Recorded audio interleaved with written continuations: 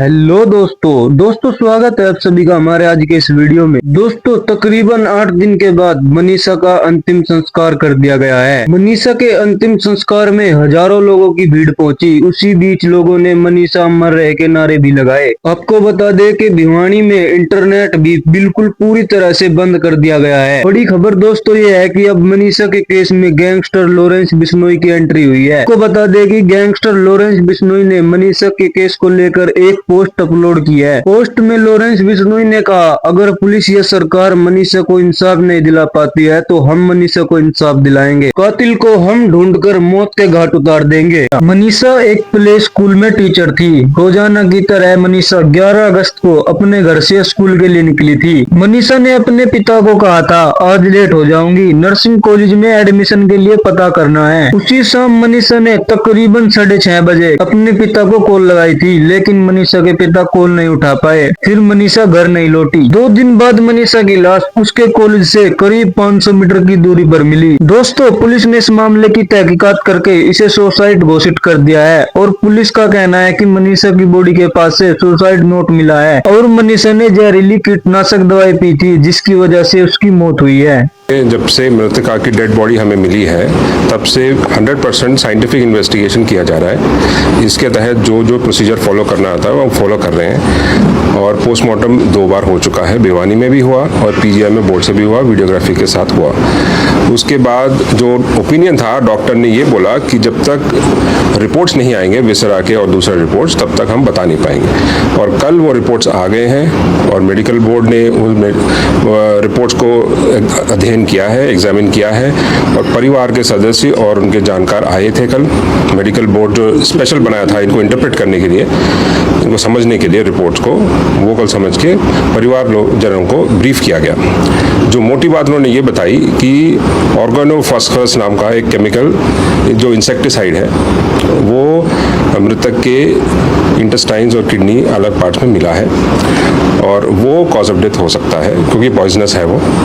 And दूसरा contention परिवारजनों का ये था कि रेप हुआ है या कोई फोर्सफुल सेक्सुअल असॉल्ट हुआ है, उसकी भी उन्होंने पुष्टि करी। कोई स्ट्रगल मार्क्स नहीं है और कोई जो स्वैब्स लिए गए उसमें कोई सीमेन डिपॉजिट नहीं है, तो ये भी एक तरह से रूल आउट हुआ है अभी। और दोस्तों मनीषा की बॉडी को जिस शख्स ने सबसे पहले देखा था उसका कहना है कि मैंने मनीषा की बॉडी को करीब से देखा है। मनीषा के साथ पहले रेप किया गया, फिर उसकी बॉडी को बुरी तरह से जला दिया गया है। इसमें गैंग रेप भी हुआ है क्योंकि मैं वो बंदा हूँ जिसने सबसे पहले डेड बॉडी को वहाँ पे मैंने ऑन द मौके के ऊपर जाके डेड बॉडी को देखा था और जहाँ पे डेड बॉडी मेरे 2 कदम पे पास में थी मनीषा की।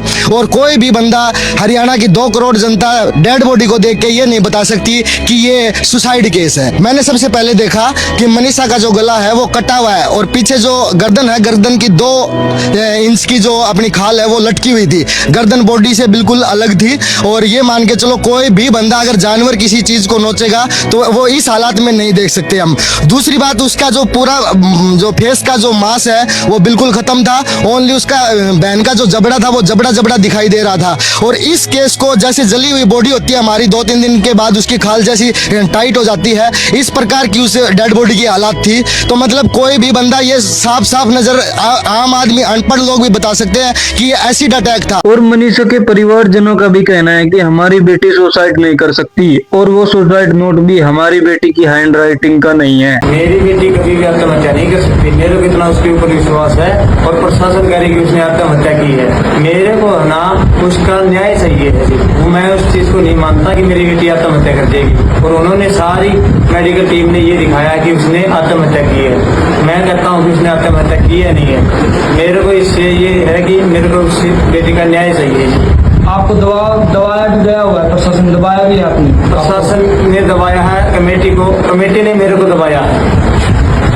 आप लोगों से क्या अपील करना चाहते हो? लोगों से यही अपील करना चाहता हूँ कि मेरी बेटी के न्याय के लिए जितना भी वो हो सके सहयोग करेंगे। ये सुसाइड नोट, ये राइटिंग आप देखो, क्या ये मनीषा की राइटिंग है? मेरे को नहीं लगता जी कि ये मेरी बेटी की राइटिंग है।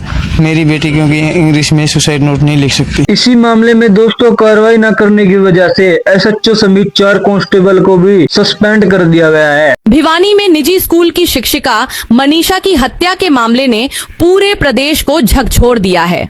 इस पूरे मामले में लापरवाही बरतने पर कई अधिकारियों व पुलिस कर्मियों पर गाज गिरी है। मामले की गंभीरता को देखते हुए मुख्यमंत्री नायब सिंह सैनी ने सख्त रुख अपनाते हुए त्वरित कार्रवाई के आदेश दिए। मुख्यमंत्री के निर्देश पर भिवानी के एसपी मनबीर सिंह का तबादला कर दिया गया है। उनकी जगह वर्ष 2014 बैच के आईपीएस अधिकारी सुमित कुमार को भिवानी का नया पुलिस अधीक्षक नियुक्त किया गया है। इसके अलावा लोहारू थाना प्रभारी एसएचओ अशोक, महिला एएसआई शकुंतला, डायल नंबर 112 की ईआरवी टीम के ईएसआई अनूप, कांस्टेबल पवन और एसपीओ धर्मेंद्र को तत्काल प्रभाव से निलंबित कर दिया गया है। सभी के खिलाफ विभागीय कार्रवाई भी शुरू कर दी गई है। मुख्यमंत्री नायब सिंह सैनी ने स्पष्ट कहा कि प्रदेश की कानून व्यवस्था किसी भी सूरत में बिगड़ने नहीं दी जाएगी। उन्होंने अधिकारियों को चेतावनी दी कि भविष्य में इस तरह की घटनाओं की पुनरावृत्ति न हो। दोस्तों आप भी कमेंट में #Justice4Manisha जरूर लिखना। हमारे चैनल को सब्सक्राइब जरूर करना और वीडियो को लाइक जरूर करना। धन्यवाद।